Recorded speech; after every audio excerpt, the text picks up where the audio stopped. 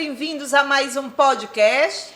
A Fala é Delas! Hoje com duas convidadas especiais, Rochelle Arruda e Adna Lima, com o tema autismo. Antes, eu quero agradecer aos nossos parceiros, a EDS Comunicação, ao Instituto de Arte e Cultura, à Associação de Cabeleireiros de Maracanaú e ao nosso amigo Tuca, da farmácia Provida, né? Muito bem. Mais um podcast A Fala é Delas, do projeto da Associação Meninas e Mulheres de Maracanaú, trazendo informação objetiva e verdadeira para vocês. Passar a fala para você, minha amiga. Olá a todos. Obrigada, Magda, uma das fundadoras da AMEN de Maracanaú, Adna Lima também, eu também. E hoje eu vou falar de uma pessoa muito especial para mim. O pessoal pode dizer assim, todo mundo é especial para a Ângela, mas realmente todo mundo é especial para mim, mas essa de hoje ela é um pouco mais especial. A minha amiga Rochelle Arruda, nós trabalhamos juntas no CAPS Geral, trabalhamos em uma faculdade FMB, Faculdade Maciço de Baturité, e eu vou falar aqui o currículo Lattes dela, que é só um pouquinho, porque se eu for falar tudo, gente, a gente vai ficar aqui o resto do dia. A nossa convidada, Rochelle Arruda, é terapeuta ocupacional, pedagoga, psicopedagoga e saúde do trabalho, mestre em psicologia, doutorada em psicologia, servidora de Maracanaú há 16 anos no SUS, docente do ensino superior. E seja bem-vinda, minha amiga. Eu que agradeço, tá? Muito honrada de estar aqui fazendo parte das meninas e mulheres de Maracanaú, né?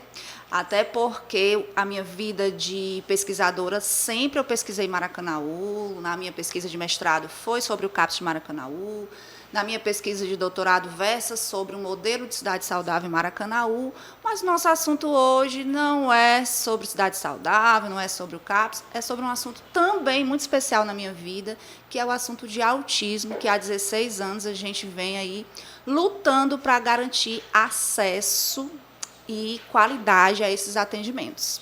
Muito isso. Bem. E eu quero apresentar aqui a nossa mulher fundadora também, da AMEN Maracanaú, Adna Lima, tem como profissão a fonoaudiologia, né? Ela também tem a especialização na saúde coletiva e atua também na área do autismo, não é isso, Adna? Isso. Para mim, mais uma vez, é uma honra fazer parte desse grupo seleto de mulheres guerreiras, né? Mulheres maracanauenses, amem Maracanaú. Como eu tenho falado nas minhas diversas falas, para mim é uma honra estar aqui fazendo parte desse grupo feminino. E com relação ao meu trabalho, né, nós já estamos há 21 anos atuando na área de crianças especiais. Eu iniciei a minha carreira na cidade de Quixadá, né? E lá a gente já trabalhava com a PAPEC, trabalhando com crianças especiais. Naquela época nem se ouvia falar em autismo. E de lá para cá a gente só vem tentando aprimorar os conhecimentos e lutando para que as nossas crianças tenham qualidade no atendimento. E esse é o nosso objetivo também aqui em Maracanaú. Com certeza, né? Que bom, né? Que bom que nós estamos com duas grandes profissionais que atuam diretamente com as crianças autistas, né? E a gente percebe que as famílias têm muitas dúvidas em relação... como que pode dizer, tia Rochelle? Transtorno? Transtorno do espectro autista. Né? Então, as mães têm muitas dúvidas, muitas dificuldades, preconceito também, né? E é importante a gente estar esclarecendo aqui em relação a esse transtorno. Então vamos começar querendo saber, Rochelle e Adna. Mas eu vou querer saber da Rochelle primeiro. o que é o autismo? Bora lá. Eita, que esse assunto é comprido, hein? Bom, o autismo é um transtorno do neurodesenvolvimento. O que é que isso significa, gente? Já dentro da barriga da mamãe, existe aí, na hora lá da formação do sistema nervoso, algumas alterações que vão aparecer com sinais e sintomas na vida ainda criança. Então, não posso dizer que um adulto se tornou autista.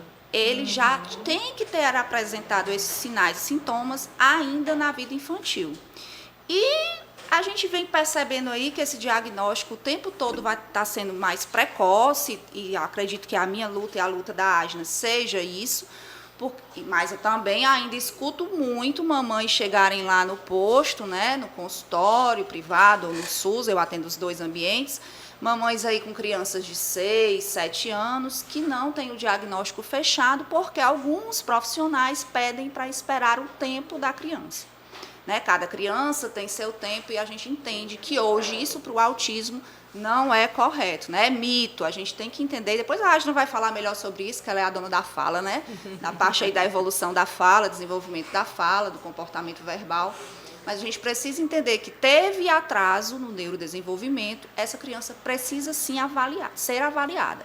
E aí o autismo é esse conjunto de um tripé. Eu tenho que ter atraso na fala, ou melhor dizendo, atraso na comunicação, eu tenho que ter os comportamentos repetitivos e eu tenho que ter um déficit de interação social. Quando eu junto esse tripé aqui, esses sintomas num sujeito, a gente consegue fechar um diagnóstico dizendo que essa pessoa está aí dentro do espectro.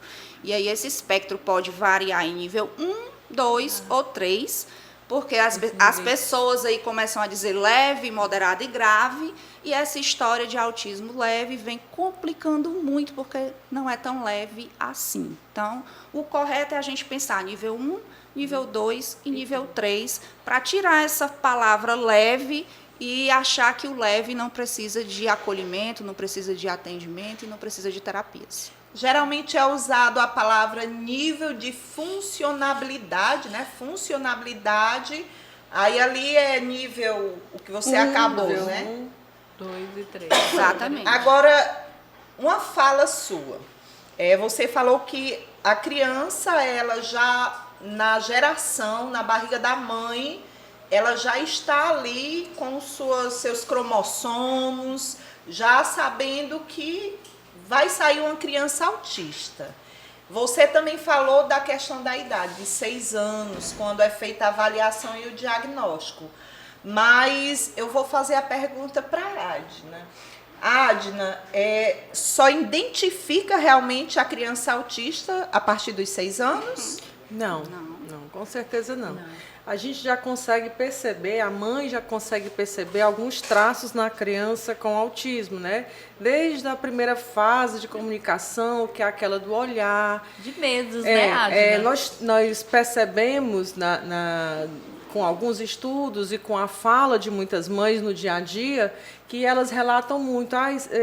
Inicialmente, eu suspeitei que meu filho tivesse uma perda auditiva, porque a criança não fixava o olhar, a criança não respondia a estímulos sonoros, né? Então, isso também são sintomas do autismo que a gente já pode começar a investigar desde o primeiro contato, que geralmente a criança o bebê não tem aquele contato visual com os pais, né? E dá para a gente perceber desde que idade? Desde bebê. 3 meses? Bebezinho. Desde bebê. O que eu disse na minha fala anterior é que esse diagnóstico acaba sendo muito retardado, muito demorado, por culpa de muitos profissionais que não estão se atualizando no tema e que negligenciam marcos importantes do desenvolvimento infantil. Olha que informação importante, viu, Rochelle? É. Agora, existe um médico, uma especialidade, um profissional na área da saúde para diagnosticar? Ou é uma equipe multiprofissional? Bom, no Brasil, a gente diz que só o médico, neuropediatra ou psiquiatra, fecha o diagnóstico. No Brasil, em outros países, essa realidade é diferente. Mas, para a gente pensar num diagnóstico fechado de autismo, ele precisa sim passar pela terapia ocupacional, pela fono, pela psicologia, às vezes pela psicopedagogia, às vezes até pela fisioterapia. Então, precisa de um olhar multidisciplinar, sim. E o SUS, aí escuta o que eu vou dizer, o SUS é lei, eu só não vou saber o número da lei, porque eu sou péssima de número de lei, eu não anotei essa. Mas existe um protocolo de rastreio para autismo de crianças até 30 meses. O nome desse protocolo é MCHAT. E ele é garantido por lei que os profissionais que trabalham com puericultura nas unidades básicas de saúde ou em outros locais que trabalham com esse desenvolvimento infantil, profissional médico e profissional enfermeira na nossa realidade em Maracanaú, apliquem esse instrumento. E aí a minha realidade de posto, não sei se é a realidade de Adna também, é que esse instrumento é, mais uma vez, negligenciado. Então se faz aí o teste do ouvidinho, o teste do olhinho, o teste do coração, o teste do pezinho, se faz tudo, mas não se efetiva uma lei federal, que é o rastreio para autismo com crianças até 30 meses. Então quando você faz esse rastreio, você já identifica, junto com os pais, a possibilidade dessa criança estar dentro do espectro. Caiu dentro do espectro, essa criança precisa urgente ser encaminhada para avaliação multidisciplinar, para que a gente não perca aí o que a ciência vai chamar de neuroplasticidade. O que é isso? É a capacidade do nosso sistema nervoso central estar o tempo todo aprendendo. E quando a gente é pequenininho, né, cotoquinho, essa capacidade é mais forte ainda, ela é maior, ela é mais potente. E aí o que eu vivo brigando é que as crianças chegam lá no meu consultório com 6 anos, com 7 anos. Então, eu perdi toda uma plasticidade neuronal que essa criança deveria ter, não, que ela tem, mas eu, como terapeuta, a mãe, como família, o ninho de família, perdeu por falta desse não cumprimento desse protocolo.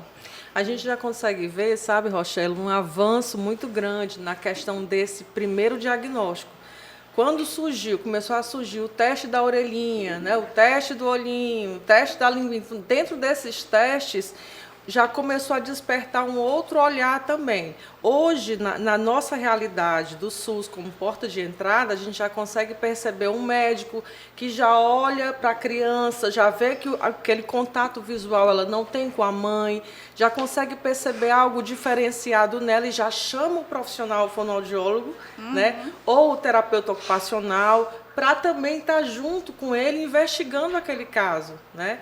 Geralmente, como a Rochelle falou, essa questão da neuroplasticidade, né? A gente consegue trabalhar isso também dentro da realidade, que também é a sua no dia a dia, né? Dos postos de saúde, a gente já consegue receber crianças 3 anos, 2. Sim. Eu tenho pacientes com 2 anos e meio que já estão em acompanhamento, já estão sendo investigados, mesmo que a gente ainda não tenha fechado o diagnóstico, porque o diagnóstico aqui no Brasil, como a Rochelle falou, também só pode ser dado pelo né, o neuropediatra e o psiquiatra infantil, que infelizmente também são 2 profissões que a gente não consegue ter esse acesso, né, através do SUS. Tá em excesso. Em excesso não, tá quase em extinção, na verdade, né? Porque não que o profissional esteja em extinção, é porque a gente convive com muitas pessoas e no nosso grupo, né, a Gabi procurando um neuropediatra porque não tem. A gente vive isso, sabe, Rochelle? A falta do neuro e do psiquiatra infantil, infelizmente. E assim, também ainda dentro desse primeiro diagnóstico, né, a gente consegue suspeitar, a criança completou 3 anos de idade, né, não fala nada, né, ou tem aquela linguagem muito cheia de ecolalias ou de jargões, que o que é o jargão? É aquela fala sem sentido, a criança fala coisas que... É uma fala não funcional. Não funcional, uma fala não funcional, né, onde a mãe, o menino fala inglês, ele está falando outra língua que eu desconheço, então a gente já suspeita que também aquela criança tenha o transtorno. E aí a gente pode pensar em alguns sinais, né? Alguns sinais e sintomas que a família pode estar observando. Mas é importante a gente também pensar, e eu gosto sempre de dizer isso, que não é uma receita de bolo, né? O autismo, ele não é uma receita de bolo, porque várias áreas do sistema nervoso estão alteradas e em níveis diferentes em cada sujeito. Então, por isso que a gente fala desse espectro. Então, cada serzinho ali, eu brinco dizendo que cada pessoinha que entra na minha porta é um novo desafio. É um novo desafio, né? Então, eu vou ter que aprender a trabalhar com aquele serzinho que entrou ali, porque ele vai ter todas as peculiaridades dele. Então, quais são as coisas principais? A ausência de contato visual ou pouco contato visual, né? Então, a criança olha, mas não mantém. E a gente já percebe isso no peito da mamãe, quando a criança está mamando. O que é que a criança mais contempla quando está mamando? É o rosto da mãe, né? E Deus é sabido, fez o peito a 20 centímetros de distância do rosto, né? Que é para ele focar bem. Então, esse bebê, ele geralmente não faz esse contato visual, é um bebê mais quietinho, que gosta mais de ficar no berço. Quando a mamãe coloca no braço, ele é mais choroso. Então, é um bebê que às vezes não se irrita tanto com os barulhos, né? Ou o oposto, né? Então, tem a hipersensibilidade então, a sons, entenda aí, né? que esse processamento sensorial, ele vai do 8 para o 80. Então, eu tenho crianças que não vão se importar de jeito nenhum com barulho, e eu tenho outras que com um fio de cabelo no chão vai tampar o ouvido. Então, por isso que é tão importante a gente pensar esse autismo nesse olhar multidisciplinar. Porque o que eu vejo como terapeuta ocupacional lá na parte do processamento sensorial, eu já não vejo lá nas colocações dos fonemas, que é a parte que a Adna vai fazer tão bem de excelência, que é a parte da fono. Sem dúvida, viu? E aí, tem pouco tempo que eu não estou mais no CAPS infantil, mas eu pude perceber, Adna e Rochelle, que a gente estávamos recebendo muitas crianças autistas com um aninho, 2 aninhos, até mesmo menos de 1 ano. Então, esse número está crescendo muito, sabe? E a gente precisa ter esse olhar voltado para esse transtorno, né? Eu, como assistente social, eu trabalho mais a questão das famílias, a questão de aceitação, né? Mas é muito legal ouvir vocês duas, viu? Muito bacana. Muito bom. Né? Eu queria saber, vamos lá, a Adna. Eu estou aqui fazendo descobertas maravilhosas, porque eu tenho amigas que têm filhos autistas, né? E é muito bom saber disso. Eu sei da fala delas como mãe, mas eu quero saber de vocês como profissional. Quando a família descobre que o seu filho é autista, como eles reagem? A maioria das mães, viu, Magda, algumas já têm um conhecimento a respeito do caso, né? Eu tenho me deparado muito com mães que são bem conscientes em relação ao autismo. Hoje, a maioria delas já buscam pesquisar, já vê que o autismo não é uma doença, né? Eu sempre explico isso para as mães, né? Eu digo, olha, é um aspecto comportamental. Se a criança for bem trabalhada, se ela for bem estimulada, ela vai se desenvolver normalmente. É tanto que hoje nós já temos muitos casos de adultos autistas que têm comportamentos assim imperceptíveis, porque foram tratados desde a primeira infância. Então, assim, hoje já não existe mais essa coisa de meu filho, o mundo se acabou. Não, porque as mães elas estão bem mais conscientes. De um tempo para cá vem surgindo grupos de mães, né? Eu posso dizer até que são grupos de autoajuda, né? Elas buscam orientações a respeito da queixa, né? Que eu não vou dizer que é um problema, a respeito da queixa, e isso tem ajudado bastante. Então, assim, já não é mais aquele choque como a gente percebia alguns anos atrás, a criança que nasce com síndrome de Down, que é um aspecto físico, que a mãe olha, meu filho tem síndrome de Down, e já acha que vai ter a dificuldade a vida toda, como também, como a gente pode ver, que vai depender do grau, né, do nível, e é isso. Hoje já não tem mais aquela coisa, está bem mais desmistificado, né? essa eu questão. até acho que é o meu grupo de mães mais sabidas, que eu digo, viu? É, eu Pois é. ia falar isso, Rochelle. Eu até, as mães são mais organizadas, buscam mais os direitos dos Sim. filhos, e tem mais associações voltadas São para mais o autismo. conscientes, né? Tem a lei específica, né, do autista, que eu até já andei lendo, é a Berenice, né? A Berenice. Berenice Piana. Isso aí, gente, é muito importante, que é a união das famílias, né, buscando auxílio, apoio, tratamento, atendimento para os seus filhos, né? Eu acho isso muito legal. Quando eu trabalhava com um grupo de famílias, eu sempre relatava nas minhas reuniões com família que as outras famílias de outros transtornos, TDAH, né, TOD, TOC, esquizofrenia, que elas também se unissem, né, para poder buscar mais apoio de políticas públicas voltadas para esses problemas. Inclusive, hoje é o Dia Mundial de Conscientização do TDAH. TDAH, exatamente, né? Mas assim, eu percebia que as mãezinhas das crianças autistas estão mais avançadas, vamos dizer assim, né? E isso a gente precisa, despertar aqui para as outras mães, né? Que é importante, a união faz a força. Eu escuto muito relatos que falta psicopedagogos nas escolas, psicólogos, assistentes sociais, enfim, são profissionais que deveria ter nas escolas também.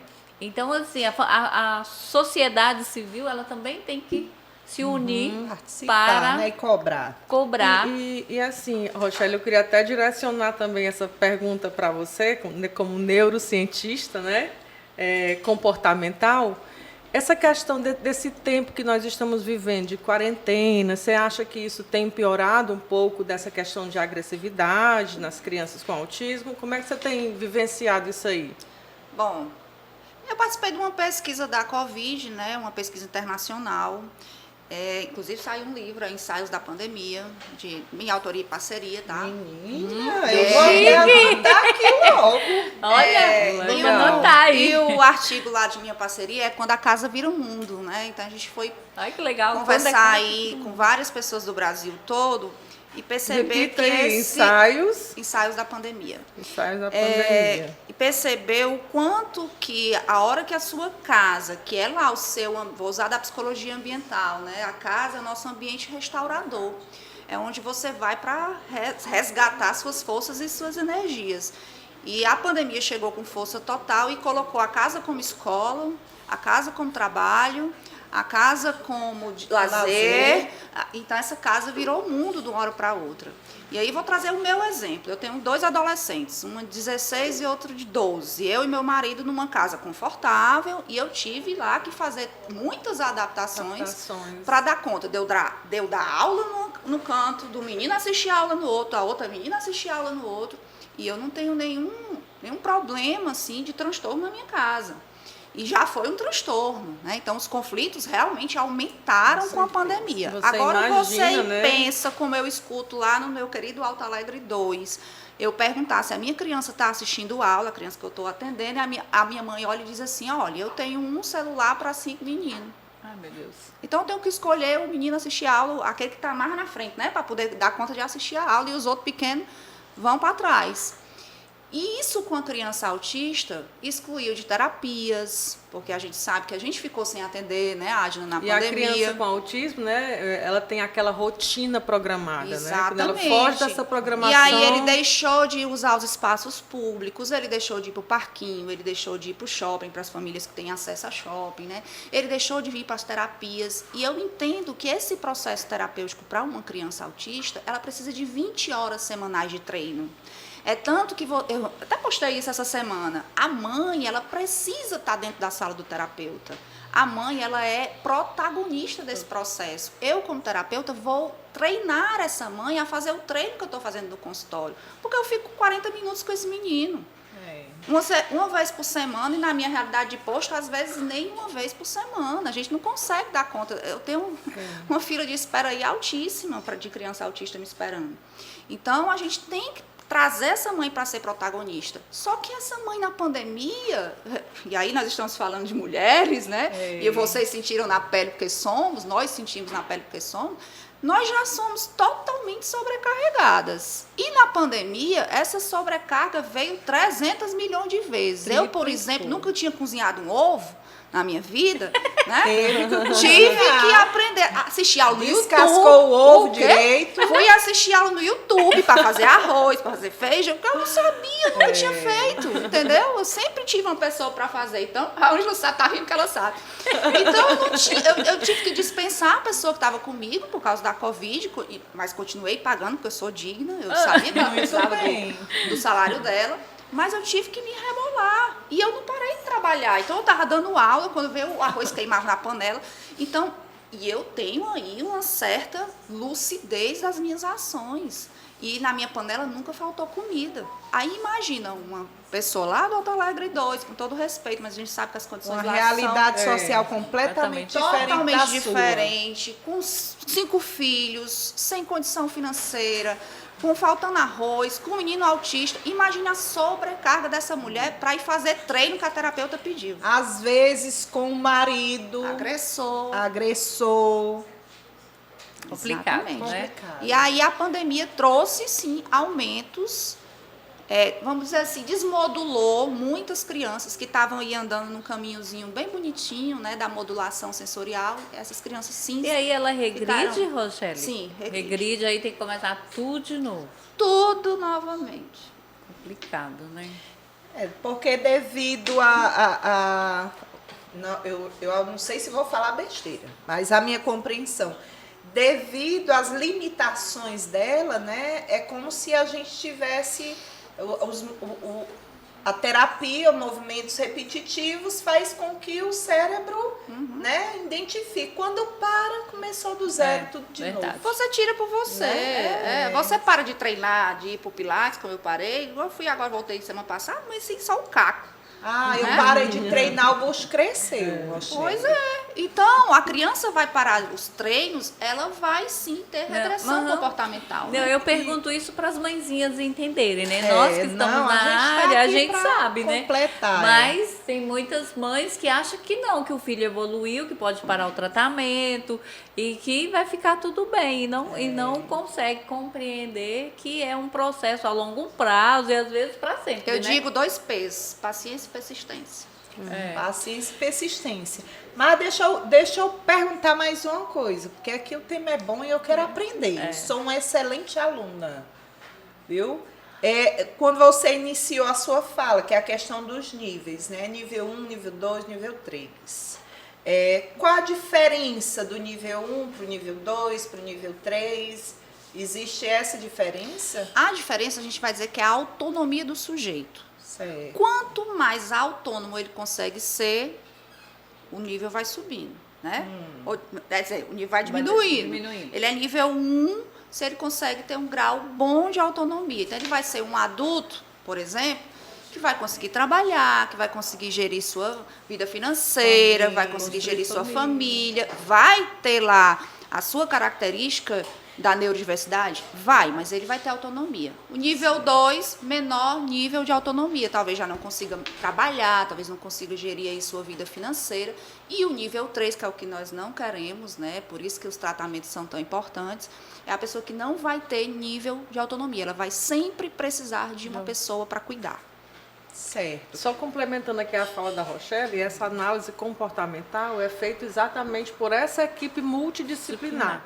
Por isso que é importante que ali dentro dessa equipe esteja o terapeuta ocupacional, o fonoaudiólogo, o psicólogo, porque eles é que vão fazer uma análise comportamental dessa criança para diagnosticar exatamente em que nível ela se encontra, né? E trabalhar também para que essa criança possa evoluir, né? Ter uma evolução terapêutica desejável. É a neurociência que estuda o autismo? Neurociência né? é o carro-chefe do autismo. Ângela, eu tenho uma pergunta. Pois faço, eu estava fazendo uma aqui. Ângela, deixa eu só aproveitar, porque eu acho que esse momento aqui com a presença da Rochelle é um momento muito rico, principalmente para muitas mãezinhas que estão nos assistindo, sim. né? E assim, Quais são as dicas, Rochelle, que você poderia dar como terapeuta ocupacional para as mães que estão nos assistindo nesse nosso, que nós ainda estamos em quarentena, não terminou, né? Nós ainda estamos em meio à pandemia. Aqui higienizar tudo, viu, Rochelle? Então, assim, eu queria que você desse como terapeuta ocupacional algumas dicas de como lidar com essa problemática, com a criança que está dentro de casa, sem poder ter esse contato com o mundo lá fora. Crianças autistas. Sim, crianças autistas. Tá. Primeira coisa que eu acho muito importante a gente pensar nessa casa que virou mundo, e eu digo isso sempre às minhas mães, é uma palavra muito importante chamada amor. Então, a primeira coisa que a mãe tem que fazer é sentar e brincar, porque brincar é coisa séria. A criança aprende brincando.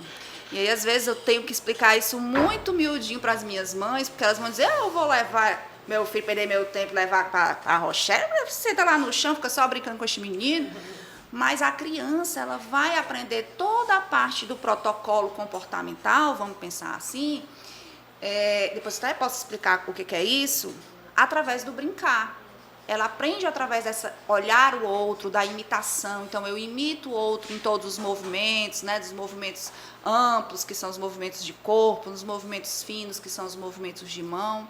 Então, que tal essa mamãe resgatar aí um brincar que a gente tem, quem foi da década de 80, né, coroa igual a mim, né, que brincou aí na rua, que tal resgatar essas brincadeiras tão importantes que a gente teve, né? Verdade. E tirar a tela dessa criança, que a gente sabe que até 2 anos é 0 telas, né? Então, tira a tela dessa criança e joga esse brincar nosso lá da década de 80, que se a gente for avaliar cada brincadeira, por mais besta que a gente seja, se a gente for pensar na nossa brincadeira de pedra, que todo mundo conhece, né? Com certeza. Aquela brincadeira trabalha coordenação olho-mão, aquela brincadeira trabalha consciência numérica, aquela brincadeira trabalha socialização, trabalha coordenação de olho, trabalha esquema corporal, trabalha o minha vez, sua vez, controle inibitório. Então, uma simples brincadeira que a gente brincava quando a gente era criança, tá no chão, na roda. De metodologias. Quando você vai analisar o tanto de habilidades que aquela brincadeira trabalha, e não precisa ter dinheiro para fazer isso, são 5 pedras, né? É verdade. Então, a gente consegue aí trabalhar várias coisas com essa criança. Então, a minha dica sempre para as mães, em pandemia ou sem pandemia, é que brincar é coisa séria, que essa mãe precisa, sim, sair da tela e tirar um tempo para brincar com o seu filhote. E aí, aproveitando a deixa aqui da Rochelle, aí você como pesquisadora, minha amiga, me corrija se eu estiver errada. Quando eu trabalhava lá no CAPS, as mãezinhas sempre chegavam achando que o único meio para tratar os seus filhos era com psiquiatra e medicação. E tem níveis, vamos dizer assim, da criança autista, que o que vai levar adiante, né, o progresso dessa criança, às vezes não é nem o médico, o psiquiatra e a medicação, e sim isso que a Rochelle está dizendo. E aí é onde entra toda a equipe, né, multidisciplinar, a equipe toda. Então a gente percebe que para fazer um tratamento completo, essas mães elas vão precisar de demanda de tempo, para ir nas consultas, ter esse tempo para brincar, porque senão não vai conseguir atingir a evolução, vamos dizer assim, dessa criança. Não é isso, tia Rochelle? Tia, exatamente. Pois é. Pois, gente, as minhas perguntas foram todas respondidas. Eu sei que é um tema amplo e se a gente tivesse esse tempo, a gente ficaria aqui. Mas eu gostaria muito de pedir a vocês a fala das considerações finais nesse podcast.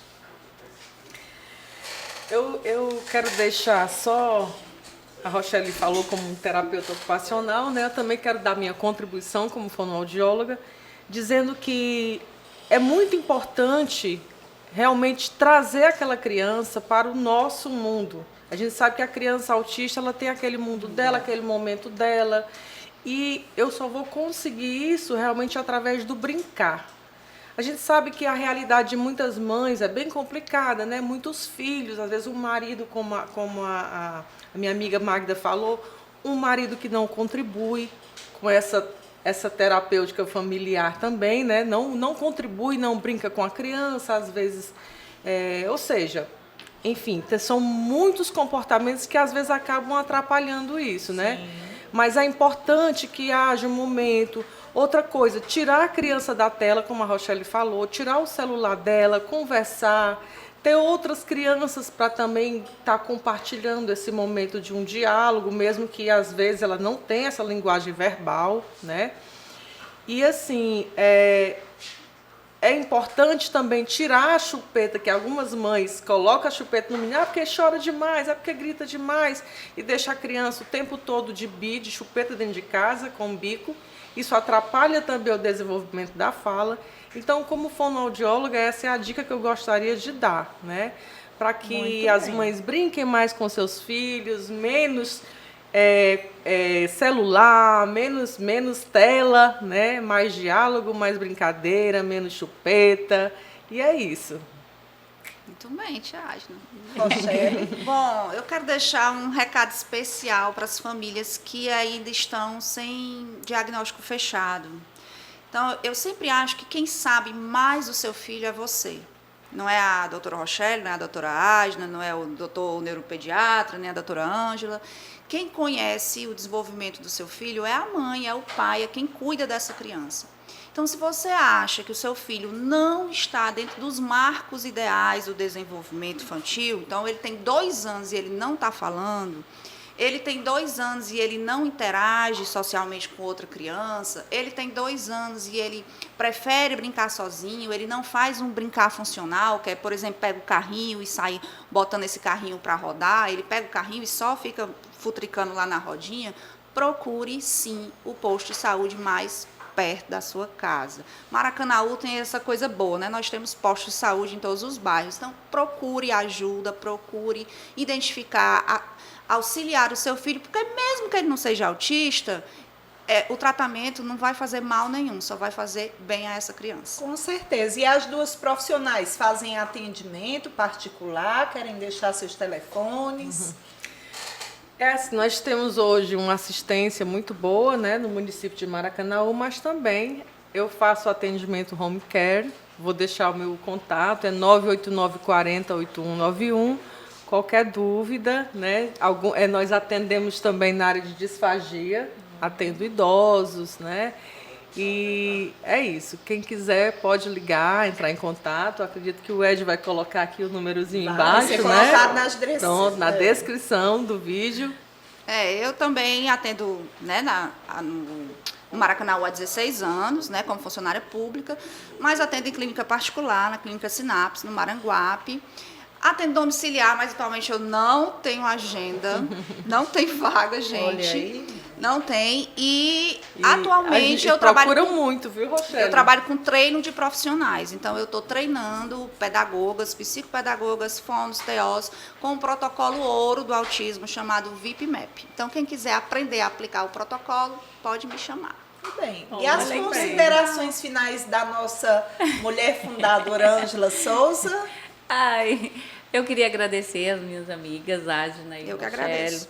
É um prazer enorme tê-la vocês aqui nesse momento, esclarecendo as famílias que têm crianças autistas, as que não têm, observar, né, não ter preconceito e achar que essa criança está excluída. A gente sabe muito bem da dificuldade da inclusão, mas a gente tem que brigar para a inclusão mesmo, para que os nossos direitos eles sejam respeitados, né? E do mais, um abraço a todos, beijo, mãe. Apesar que não é o Dia das Mães, mas me deu saudade da minha mãe. Ai, que bom. E para finalizar, eu quero agradecer a presença da Rochelle Eu que e agradeço. da Adna, né? Dessas profissionais com um tema maravilhoso que está aí no nosso dia a dia.